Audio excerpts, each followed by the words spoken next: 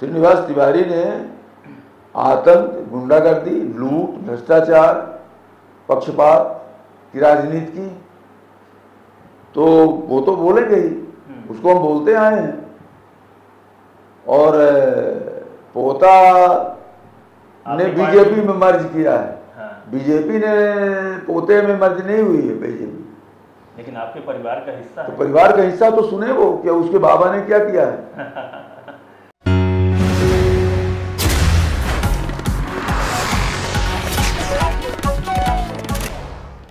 श्रीनिवास तिवारी ने आतंक, गुंडागर्दी, लूट, भ्रष्टाचार, पक्षपात की राजनीति की, तो वो तो बोलेंगे ही, उसको हम बोलते आए हैं।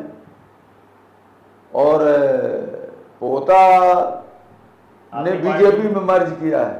बीजेपी ने पोते में मर्ज नहीं हुई है बीजेपी, लेकिन आपके परिवार का हिस्सा है। तो परिवार का हिस्सा तो सुने वो क्या उसके बाबा ने क्या किया है। लेकिन आपके परिवार का हिस्सा है। तो परिवार का हिस्सा तो सुने वो क्या उसके बाबा ने क्या किया है।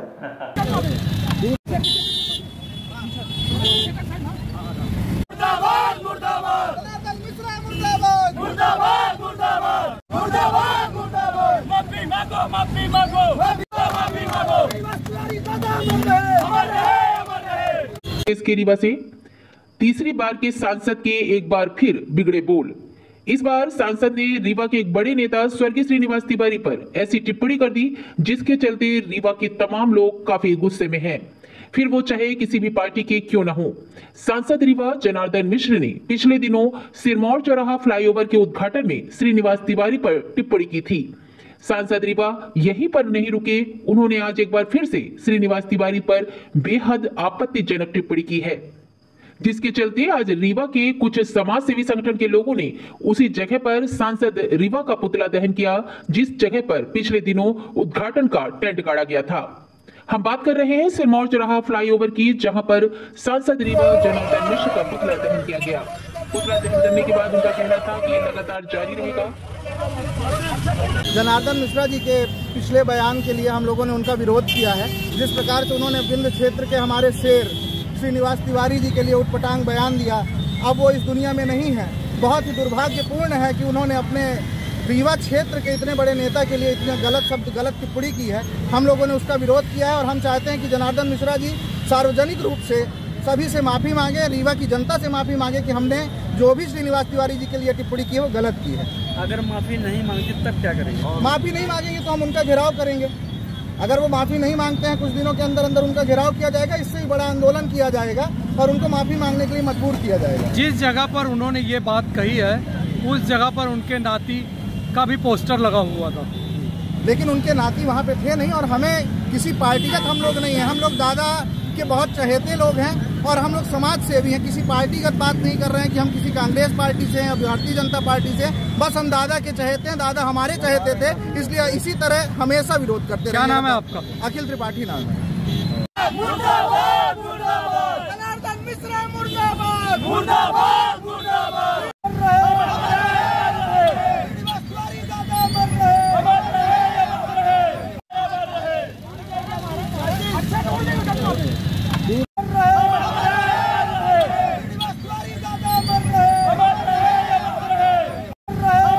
वहीं दूसरी ओर कांग्रेस भी इस मामले को हाथ से जाने नहीं देना चाहती। कांग्रेस के जिला कांग्रेस अध्यक्ष राजेंद्र शर्मा ने पत्रकार वार्ता करके सांसद रीवा पर सवाल उठाया है। उन्होंने कहा कि सांसद रीवा तो ना सही, डिप्टी सीएम राजेंद्र शुक्ला को इस बात को लेकर माफी मांगनी चाहिए क्योंकि मंच उनका था। कांग्रेस भी कल सांसद रीवा का पुतला दहन करेगी। सांसद जी कितने योग्य हैं ये हमको मालूम है, पर जनता, तिवारी जी कहा करते थे कि जनता तो जनार्दन, और जनार्दन ईश्वर का नाम है, तो ईश्वर जिस पे कृपा कर दे। पर सांसद जी को एक बयान शोभा नहीं देता और मैं उनसे तो उम्मीद ही नहीं करता कि वो कुछ कहेंगे करेंगे। मैं उम्मीद करता हूँ राजेंद्र शुक्ला जी से कि राजेंद्र शुक्ला जी के मंच से चर्चा हुई है,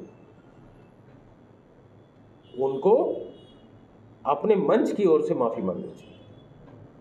और वो तमाम लोग जो उस मंच पे खड़े हुए थे और जो कभी तिवारी जी के हुआ करते थे, उनको भी मैं देख पा रहा हूँ उस मंच पे। उनको भी शर्मिंदा होना चाहिए। ये जो विंध्य का अपमान किया है सांसद ने, इसका मुंह तोड़ जवाब हमको सांसद को देना है। ये जो बयान देके वो फुर्सत हो गए हैं, अब ये बयान उनको प्रत्येक दिन याद आएगा। हर दिन सांसद को ये बात याद दिलाई जाएगी कि किस तरीके से उन्होंने विंध्य का और विंध्य की विभूति का अपमान किया। हमारे लिए हमारे विंध्य के नेता किसी भी दल के, हम यहाँ यमुना प्रसाद शास्त्री का नाम बड़े गर्व से ले रहे हैं। यमुना प्रसाद शास्त्री कभी हमारी कांग्रेस पार्टी के सदस्य नहीं रहे, पर हम उनका नाम गर्व से लेते हैं क्योंकि वो विंध्य की विभूति है। श्रीनिवास तिवारी विंध्य की विभूति थे। उनके नाम पर गोष्ठियों का आयोजन, उनके जन्मदिन के कार्यक्रम करना या उनकी पुण्यतिथि मनाना भर उनके लिए पर्याप्त नहीं है। उनके कामों का जो प्रतिफल हम दे रहे हैं। और सांसद जी को तो मैं ये भी बताना चाहता हूं कि मैंने रीवा की सड़कों में भी गड्ढे भी देखे। यहाँ के जो फ्लाईओवर बन रहे हैं वो बनने के 2 महीने बाद उनमें गड्ढे हो जाते हैं, और जो अभी बना है फिर उसमें भी हो जाएंगे, जिसके लोकार्पण में वो खड़े थे। मैंने विकास खूब देखा है, पर मैं आज उसकी चर्चा यहाँ नहीं करना चाहता। मैं विषय से भटकना नहीं चाहता और आपको भी नहीं भटकाना चाहता। मैं तो कहता हूं कि दादा नहीं दऊ है, मर गए दऊ है। तब भी आज उसकी चर्चा हम भी कर रहे हैं और भारतीय जनता पार्टी के नेता भी कर रहे हैं। आज वो हमारे बीच में नहीं है, पर सारे लोग उनकी चर्चा कर रहे हैं। और ऐसा कोई दिन नहीं होता कि रीवा के किसी नुक्कड़ में, किसी चौराहे में, किसी गली में श्रीनिवास तिवारी की चर्चा ना हो। ये अपने आप में एक महान व्यक्तित्व की निशानी है कि आज 6 वर्ष बाद भी उनके नाम की चर्चा हो रही है। मैं, आप और हमारे आने वाली पीढ़ी कई एक लोग आगे रहेंगे।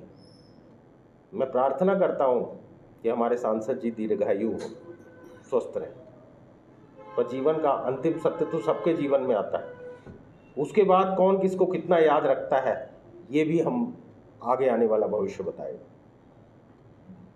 एक बार फिर मैं आपसे यही कहूँगा कि तिवारी जी के खिलाफ जो अभद्र टिप्पणी की गई, उससे हम सब आहत हैं और मन से दुखी। यही तो दुख की बात है।